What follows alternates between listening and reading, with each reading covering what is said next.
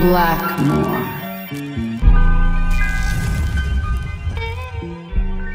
Hey folks, welcome back to another episode of History Behind the Fighting Styles. And we're back into the world of Bloody Roar. Now this particular character or characters I'm going to be covering, this one is going to be, I guess it'll be a smorgasbord of a double feature episode. And I felt that was more appropriate giving to these two characters distinct background in their history together in a sense. So who I'm talking about here today, I'm going to be covering Long Shen and Shen Long.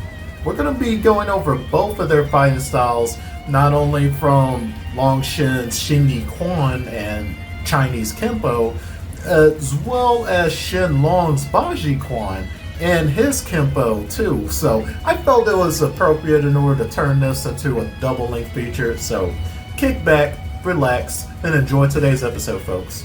Check it out. Long's fighting style is Xingyiquan, and a combination of other Kenpo styles which ranges towards Shaolin styles from certain strikes. Xingyiquan techniques are all about simplicity, directness, and speed. Fighters move in a linear, explosive way, channeling energy from the ground up through their hands. So what's the goal in a fight, you may ask? To end the fight as swiftly as possible with short, powerful bursts of force. There's no room for hesitation in this martial art, which suits Long Shen's intense, stoic, no-nonsense attitude from what I can gather from him story-wise. Xingyiquan is one of the oldest internal Chinese martial arts out there, developed during the 17th century and rooted in traditional Chinese medicine and philosophy. Xingyiquan is focused on aligning the mind and body with powerful forward-moving attacks. In essence, it's designed to strike the whole body's momentum, like I mentioned earlier. So I have to commend the team for getting the idea behind this martial art within Long Shen. So he's always moving forward in a fight. Shen Long's moves in Bloody Roar, like some of his heavy stances, shoulder strikes, are rooted in Bajiquan's principles of maximum force and minimal movement, originated in the Hebei province during the Ming Dynasty. Historically, Bajiquan has been linked to Chinese military training and was even favored by bodyguards of high-ranking officials. Bajiquan is all about getting in close and striking with explosive force. Key techniques include the fierce elbow, shoulder strikes, powerful punches, stance switches, and sudden full-body moves aimed at unbalancing or overwhelming the opponent. Unlike other martial arts that rely on fluidity or distance, Bajiquan is more compact and aggressive. Think of it in the sense of you firing a cannon up close to a target and how it's going to react to that. So in a real fight, the practitioner's goal is to neutralize threats quickly as possible with that explosive force.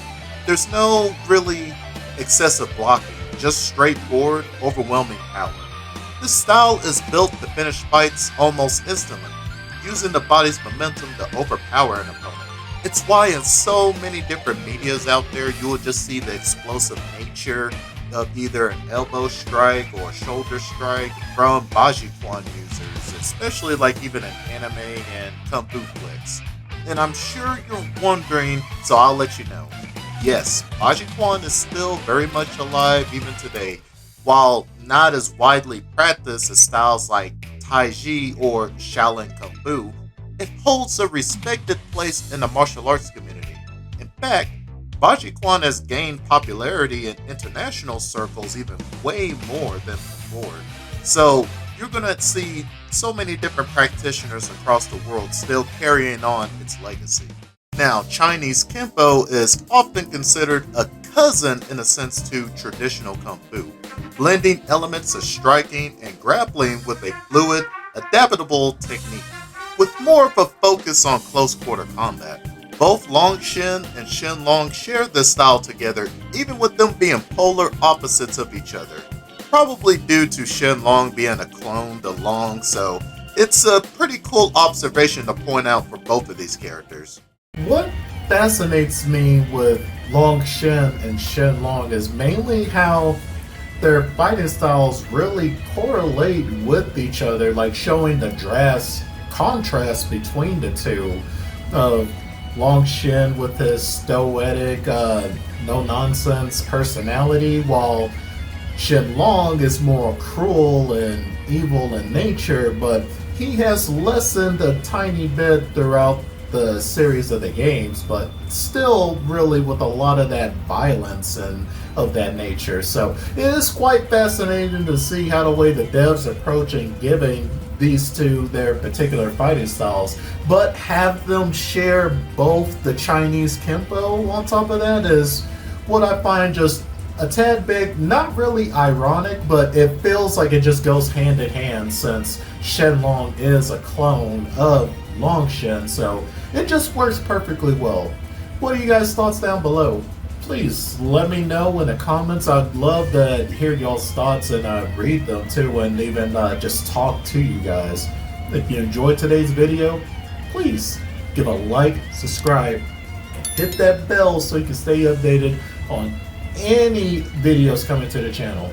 This is Blackmore here, signing out. Catch y'all later, folks. Peace.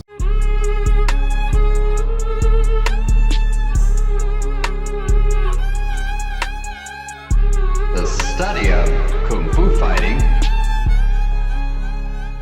is ongoing. Don't ever hope to master all of them. So be careful.